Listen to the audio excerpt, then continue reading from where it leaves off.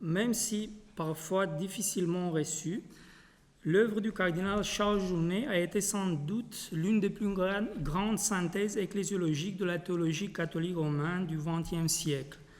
Dumitru Steinloy est lui aussi seulement partiellement connu pendant sa vie, surtout à l'extérieur du monde orthodoxe, est devenu cette dernière décennie l'un des théologiens orientaux les plus appréciés.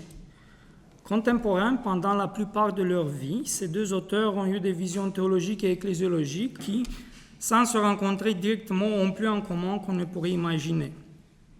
Nous allons commencer par illustrer en quelques lignes la place de l'Esprit Saint dans l'ecclésiologie de Journet et ses conséquences, pour voir ensuite les correspondances qui existent avec la vision orthodoxe de Steinloy. À la fin, nous allons voir s'il est possible de déduire quelques petites réflexions communes concernant ce sujet particulier. Chez Journet, le rôle du Saint-Esprit dans l'Église procède principalement de sa mission divine, qui suit celle du Fils dans le dessein du salut de Dieu pour les hommes. Pour lui, les missions divines de ces deux personnes de la Trinité dans le temps sont elles-mêmes les continuations gratuites ou par grâce des processions trinitaires nécessaires par nature de la Trinité transcendante et aussi les aboutissements de ces processions, puisque dans les missions divines du Fils, surtout celle visible, l'incarnation et sa vie sur la terre, et du Saint-Esprit, surtout celle invisible, la sanctification des hommes, la destinée de l'homme fait cercle complète en partant du Père créateur et en retournant à lui, qui en raison de la particularité de sa subsistance divine, en étant sans cause, n'a pas de mission spécifique. Le Père vient et se donne dans les deux autres, mais il n'est pas envoyé par aucun d'entre eux, tout en les envoyant lui-même. La mission de l'Esprit Saint commence surtout quand la mission du Fils prend fin. Une fois la déification de la nature humaine individuellement réalisée d'une manière plénière, singulière et irrépétible dans le Christ, âme et corps, la tête de l'Église, en raison de l'union hypostatique de deux natures divines et humaines dans la personne du Fils, son prolongement de cette mission du Christ dans l'Église, qui est aussi son corps, est fait principalement par le Saint-Esprit, mais d'une manière mystique. Du coup, l'ecclésiologie du Journet est pleine d'une pneumatologie. Le Saint-Esprit est considéré par Journet comme cause première efficiente de l'Église, mais c'est là par appropriation, parce que, et ici Journet anticipe les idées du commencement de Lumen Gentium, c'est la Trinité tout entière qui est la vraie cause première efficiente de l'Église. La Trinité est la cause de l'Église parce qu'elle est la cause première de la grâce sanctifiante, laquelle, dans la nature humaine du Christ, est surabondante et circule comme un influx de vie qui vient de la tête vers le corps et ses membres. L'Esprit, de nouveau par appropriation, est celui qui proportionne aussi la grâce sanctifiante à sa plénitude dans la nature humaine du Verbe, en le rendant en lui parfaite et aussi comme une sorte de modèle filial de toute autre grâce selon laquelle les hommes vont participer à la vie divine. Dans l'Église, la filiation par nature du Christ est imprimée dans les hommes par l'Esprit Saint, par similitude, comme l'effigie de son exemplaire substantiel, le Christ. Ainsi, toute grâce qui constitue l'Église et contribue au salut dans les hommes, une grâce filiale, par adoption, non par nature, et une grâce qui nous conforme au Christ dans sa nature humaine, Christo-conformant, qui nous incorpore au Christ. On voit donc que parler de la relation entre l'Esprit Saint et l'Église, c'est parler de la grâce créée, donnée à l'Église à travers l'humanité du Christ par la Trinité, et plus spécialement par le Saint-Esprit, qui est lui-même la grâce incréée. Pour Journet, à la suite de saint Thomas, la grâce créée de l'Église, formée dans ses membres à partir de la grâce capitale du Christ, tout en étant en elle-même un accident ou une qualité, une forme inhérente à l'âme créée, a deux aspects importants. Un, intitatif, du côté du sujet humain, où elle est infusée, grâce sanctifiante habituelle, et un autre intentionnel ou opératif du côté de l'objet vers lequel elle est orientée, don de la grâce sanctifiante comme la connaissance et l'amour. En ce qui concerne l'aspect intitatif, la grâce crée le résultat de l'action tout entière de la Trinité et élève l'essence de l'âme pour rendre les hommes capables de participer à la nature commune de la divinité sans distinction des personnes. Et ici, je cite Journet, « Considérer intitativement l'empreinte de grâce et de gloire est une participation à la nature divine en tant que commune aux trois personnes. Elle a pour fin, en effet, de nous faire connaître Dieu et aimer Dieu tel qu'il est en lui-même, avec un rayon de connaissance par lequel il se connaît et un rayon de l'amour par lequel il s'aime. Or, l'acte de connaissance par lequel Dieu se connaît est l'acte de l'amour par lequel il s'aime et comment au Père, au Fils et à l'Esprit. Dans l'ordre intitatif, participer à la connaissance et à l'amour par lesquels Dieu se connaît et s'aime tel qu'il est en lui-même, ce ne sera donc d'aucune manière participer à la connaissance en tant que génératrice du Verbe et à l'amour en tant que producteur de l'Esprit. Fin de citation. L'aspect intentionnel opératif, par contre, c'est une participation à la nature divine subsistant dans les trois personnes divines, en tant qu'elle est modifiée, d'après la terminologie de Journet, par chaque personne divine à travers les relations constitutives d'opposition. Et ici, de nouveau, j'ouvre la citation de Journet. Mais considérer intentionnellement l'empreinte de grâce et de gloire réfère les âmes par la connaissance et l'amour à la nature divine en tant même qu'elle s'épanouit en trois personnes distinctes. Elle les tourne vers le Père comme engendrant son Fils unique, alors c'est en sens suprême et réservé qu'elle lui dise Père, et vers le Fils comme unique engendré du Père, vers le Père et le Fils comme spirant conjointement l'Esprit, et vers l'Esprit comme spiré par eux. On pourra dès lors, et même on devra dire de ces âmes, mais cette fois d'un point de vue intentionnel et objectif, qu'avec le Père, elle engendre le Verbe, et qu'avec le Père et le Verbe, elle engendre l'Esprit. Et aussi qu'avec le Verbe, elles sont engendrées par le Père, et qu'avec l'Esprit, elles sont spirées par le Père et le Verbe. L'important serait de rappeler que l'on s'exprime alors non pas dans le registre intitatif, mais dans le registre intentionnel de la connaissance et de l'amour. Fin de citation.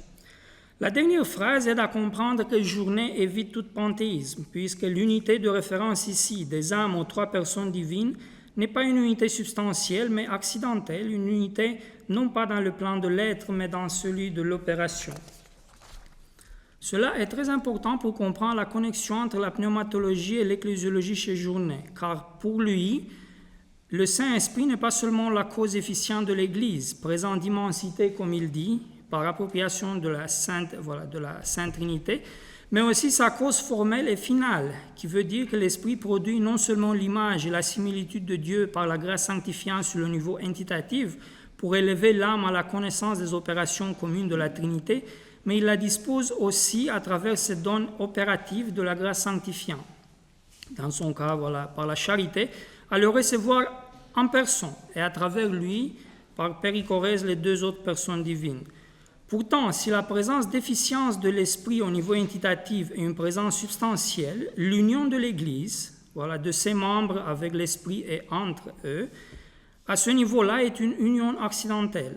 Journet explique cela en se référant aux deux unions substantielles possibles, celle selon la nature et celle selon l'hypostase, et observe qu'aucune ne peut pas décrire correctement l'union de l'Église. Concernant l'union substantielle selon la nature, de la façon que l'âme est unie au corps dans un tout substantiel, pour ce qui est l'union entre l'Esprit et les membres de l'Église, composant ensemble une seule substance, cela est exclu. Pour ce qui est d'une union substantielle entre les membres de l'Église, cela est aussi impossible, puisqu'on annulerait les personnalités de ses membres. Concernant l'union substantielle selon l'hypostase, il n'y a qu'une seule variante, qui est celle de l'union hypostatique entre la nature divine et la nature humaine, mais qui est impensable pour ce qui concerne l'Église. Le Saint-Esprit n'est pas l'hypostase de l'Église, de nouveau, puisque les membres de l'Église ont leur propre personnalité. En tant que cause formelle et finale de l'Église, l'Esprit est lié à l'Église par sa présence d'inhabitation, qui est réalisée non seulement au ciel pour les bienheureux, mais aussi ici-bas pour les membres dits justes de l'Église. Cette présence accomplie au niveau intentionnel et opératif de la grâce sanctifiante, en raison des dons de cette grâce faite aux hommes, permet la rencontre personnelle avec la personne de l'Esprit et, bien sûr, avec les personnes du Fils et du Père. Alexandra Diriart note que la présence déficience de l'Esprit Saint n'a pas sa fin en elle-même, fin de citation, mais plutôt elle prépare les âmes des hommes ici-bas pour la venue personnelle de l'Esprit dans sa présence d'inhabitation. Journet prend soin de préciser que les deux présences d'efficience et d'inhabitation de l'Esprit, dont le don de la grâce crée et la présence personnelle de l'Esprit, se passent en même temps. Métaphysiquement, comme dans le cas de la présence d'efficience, la présence d'inhabitation, elle aussi substantielle, relève d'une union entre l'esprit et l'Église qui est de même accidentelle. Toutefois, même si du point de vue intitatif, l'union de l'esprit à l'Église est accidentelle, tant dans la présence d'efficience que dans celle d'inhabitation, Journet la considère comme plus précieuse et plus excellente que toutes les autres substances créées de l'univers, et cela en raison du fait que le lien de l'unité est la grâce, plus exactement la charité, qui vient directement de l'esprit lui-même. Cette union surnaturelle, qui se passe au registre de l'agir, non de l'être substantiel, est pourtant, par le pouvoir de Dieu, plus profonde et plus forte que toutes les unions naturelles, en étant une sorte d'union substantielle, spirituelle ou mystique. C'est en effet par la seule analogie de la foi, non par l'analogie métaphysique, que cette union mystique surnaturelle peut être perçue dans la descente directe et révélatrice des personnes divines dans les opérations de l'âme du juste. À travers sa présence d'efficience dans l'Église, l'Esprit est considéré par Journet comme l'âme incréée de l'Église, mais d'une manière impropre.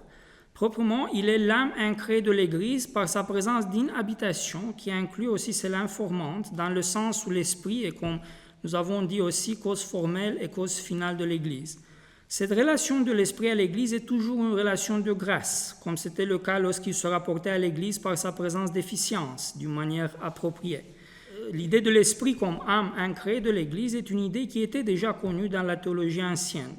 Journet prouve cette connexion de l'Esprit à l'Église à partir d'une sorte d'analogie anthropologique qu'il utilise pour décrire la structure et l'unité de l'Église, en référence à la structure de l'être humain, à la structure intermédiaire et instrumentale du Christ. Pourtant, le cœur de l'innovation de Journet en matière ecclésiologique nous semble que c'est le concept de charité comme âme créée de l'Église. La charité, nous l'avons vu, est un don de la grâce sanctifiante, propre à l'Esprit comme la connaissance est propre au Verbe, qui fait possible la présence d'inhabitation de l'Esprit Saint dans les âmes des fidèles. Ce don est toujours corrélatif à sa source dernière, l'Esprit. Il y a donc une liaison directe entre l'âme incréée de l'Église, qui est l'Esprit, et l'âme créée de l'Église, qui est la charité, sans laquelle l'Esprit n'est pas hôte de l'Église, et le don de charité perd son existence et son sens. L'idée d'une âme créée de l'Église permet à Journet de maintenir aussi la distance ontologique entre la divinité et l'humanité, tout en rendant possible l'analogie anthropologique déjà évoquée. En coulant de l'humanité sainte du Christ, qui est la tête de l'Église, au reste du corps, cette charité, âme créée de l'Église, est complexe, composée des, je cite, 3 privilèges du sacerdoce, de la sainteté, de la royauté du Christ, en tant qu'ils sont diffusés et participés dans toute l'Église par les caractères sacramentels, les grâces sacramentelles, les pouvoirs juridictionnels. Fin de citation.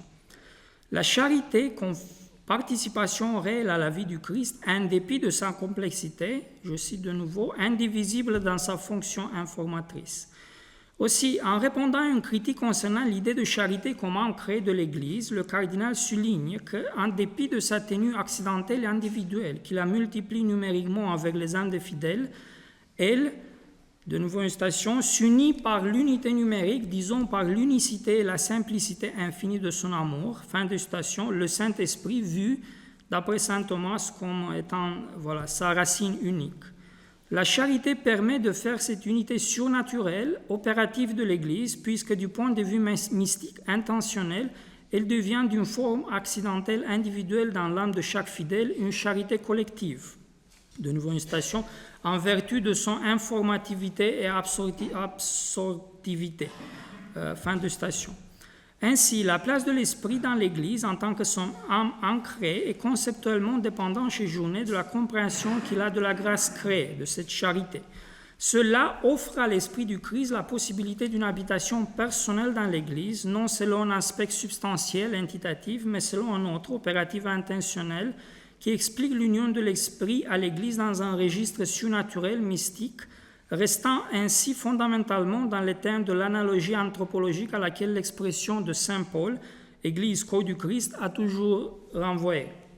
Chez Staniloae, deuxièmement, la relation de l'Esprit Saint à l'Église, même si exprimée dans un autre langage, beaucoup moins scolastique, reste aussi complexe que celle qu'on a créée chez le cardinal Journet. La pneumatologie ecclésiologique de Staniloae est plus synthétique, tandis que chez Journet prime surtout l'analyse détaillée. Nous allons essayer de rapprocher au moins partiellement certains thèmes qu'on trouve chez Journet avec leur équivalence plus ou moins éclairée chez Staniloae. Comme pour Journet, il y a chez le théologien orthodoxe aussi une liaison profonde entre les relations trinitaires ad intra et l'économie ecclésiale des personnes divines, du Fils et de l'Esprit. En effet, pour Staniloae, l'ecclésiologie elle-même est un chapitre de la pneumatologie ou plus exactement de la théologie trinitaire. L'Église représente la fin de l'action divinisante commencée avec l'incarnation du Verbe. L'existence virtuelle de l'Église dans le corps individuel du Christ devient réelle par l'extension faite par l'Esprit de la vie du Christ, vécue dans son humanité vers la nôtre. La mission de l'Esprit continue pourtant celle du Fils vers de Dieu, sans aucune séparation. L'Esprit qui vient dans l'Église est l'Esprit du Christ, qui l'apporte dans les âmes des fidèles. Ce lien permanent et indissoluble entre les œuvres de Christ Verbe et de son Esprit est présent constamment dans la pensée de Staniloae, qui ne peut pas mettre une en avant sans immédiatement apporter l'autre. Pour Staniloae, il y a une correspondance avant et après la résurrection concernant la révélation des hypostases du Fils et de l'Esprit. Avant la résurrection, l'hypostase du Saint-Esprit était cachée dans le corps du Christ et travaillait pour dévoiler au monde l'hypostase du Fils. La résurrection et l'ascension dans le ciel permettent maintenant la révélation de l'hypostase du Saint-Esprit par le Fils. Il y a une coopération et une corrélation proportionnelle entre le dévoilement de l'hypostase du Fils et de l'Esprit Saint dans la sainte humanité du Christ avant et après la résurrection et la montée au ciel. La fondation de l'Église par la descente visible de l'Esprit sur les apôtres montre l'Esprit non comme un pouvoir statique et impersonnel, mais comme une personne dynamique qui provoque une impulsion dans les âmes des fidèles à le désirer encore plus. L'Église est formée non seulement par la descente initiale du Saint-Esprit sur les apôtres, mais aussi par la descente continuelle du Saint-Esprit comme une hypostase dans les âmes et les cœurs des hommes. Et par le fait que la nature humaine du Christ est hypostasiée par une hypostase divine, le Fils, elle est rendue ouverte, sans individualisme ou égoïsme, comme cela aurait été le cas si son hypostase serait simplement humaine. De fait, écrit Staniloae, j'ouvre la citation, dans un certain sens, le Christ est l'hypostase centrale, fondamentale de tous les êtres humains. Ainsi, l'hypostase de l'Esprit, qui est unie avec lui à l'intérieur de la nature humaine, peut aussi s'étendre dans toute l'humanité. Fin de citation. Staniloae reconnaît que la position spéciale du Christ à l'intérieur de l'Église se rapporte premièrement à sa qualité de tête de l'Église, qui est son corps et qui est modélé d'après lui, imprimé de son visage et nourri de sa propre vie. Et même si l'Esprit ne peut pas être considéré comme un modèle de l'homme, puisqu'il n'a pas hypostasié la nature humaine, l'actualisation du modèle christique dans l'homme dépend directement de l'action du Saint-Esprit.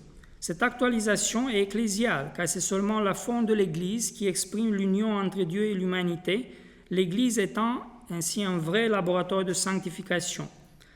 Le Saint-Esprit est celui qui réalise la cohésion unitaire du corps du Christ et sa catholicité intégrante pour toutes ses parties, puisque ces dons, dans lesquels il se communique tout entier, comme pour sa présence dans la totalité de l'Église, sont interdépendantes.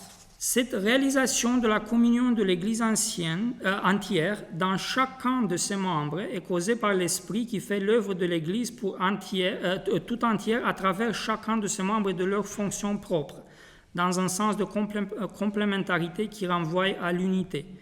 Ici, nous trouvons une expression proche de celle du cardinal Journet concernant l'Esprit, comme âme ancrée de l'Église. Comme nous l'avons dit, pour Staniloae, le rôle de l'Esprit dans l'Église est lié à son rôle dans la Sainte Trinité. Il réalise l'unité dans la diversité des membres de l'Église, puisqu'en lui est représentée la relation de vie et de communion entre le Père et le Fils, dans leur différence de personne, bien que dans leur unité de nature. Ainsi, Staniloae, en utilisant une expression de Saint Grégoire de Nazianze, dit que le Saint-Esprit est la Trinité accomplie. En reposant de toute éternité sur le Fils, l'Esprit repose aussi sur son humanité, et ce faisant, il réalise l'unité des êtres humains avec le Père, en transposant la filiation de nature du Fils avec celle adoptive de la grâce.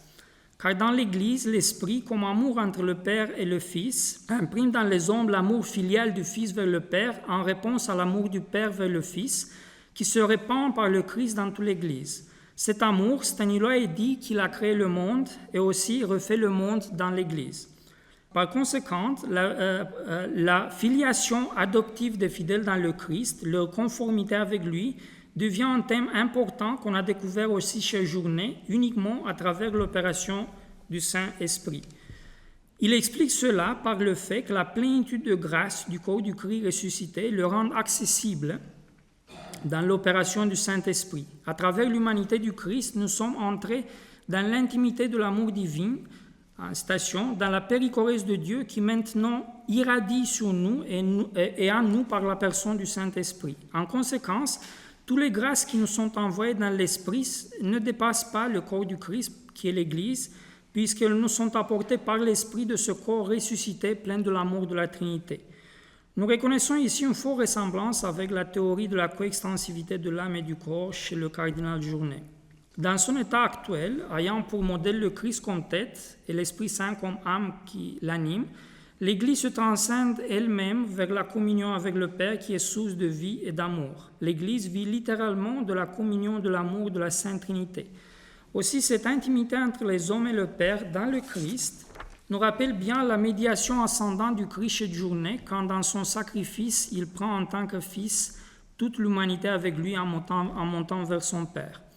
En suivant le Christ qui a vaincu la mort dans son corps à travers son obéissance vers son Père, les hommes peuvent aussi d'une manière opératoire sacrifier leur égoïsme dans la force des vertus qui les ouvrent vers l'amour de Dieu et du prochain. En connexion avec l'aspect opératif de la grâce chez Journet, les vertus ont pour Staniloae aussi un caractère dynamique et ininterrompu. Il cite Saint Cyril d'Alexandrie, pour qui les vertus sont des modes de vie dans le Christ, ce qui représente une forte ressemblance précisément avec le caractère opératif de la grâce divine, d'après la compréhension de Journet. En décrivant les vertus, Staniloae les voit comme les formes et les degrés de notre ouverture amoureuse vers le Père dans le Christ. Cette ouverture amoureuse vers le Père dans le Christ entraîne une ouverture vers notre prochain qui renforce en effet l'unité de l'Église.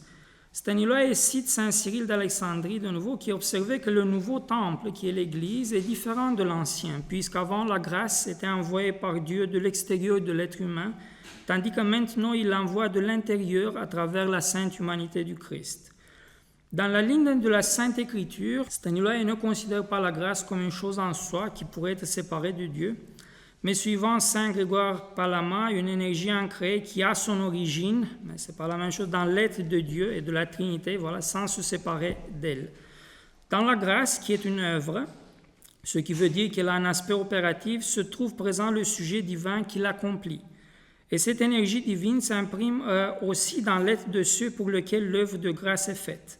Ainsi, la grâce est comprise de deux manières, comme l'énergie du Saint-Esprit actualisée en tant qu'œuvre et comme énergie qui s'imprime dans l'être de celui chez qui l'Esprit Saint œuvre, en le rendant aussi apte à œuvrer dans le même sens que l'Esprit et de coopérer avec lui.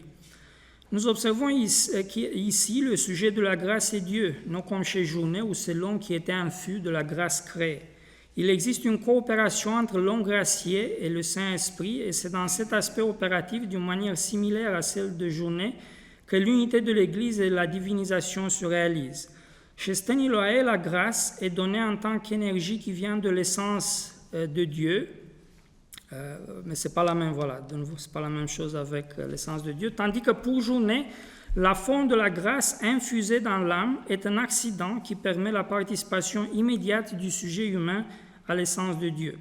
Le théologien orthodoxe distingue, je cite, deux formes ou degrés de présence de la grâce dans l'être humain. Un qui se trouve dans l'homme comme pouvoir, qui est aussi un travail du Saint-Esprit, et une autre présence complètement assimilée et perçue par l'homme comme travail à travers son propre travail. Fin de citation.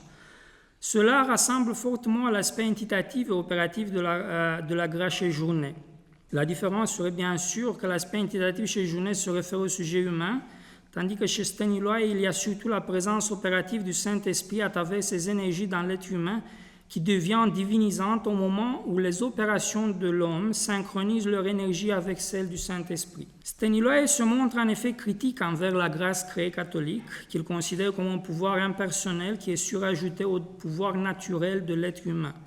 Il considère, contrairement à ce que Journet sûrement imaginerait, que l'approche orthodoxe de la grâce met l'homme dans un rapport d'immédiateté avec Dieu qui œuvre en lui.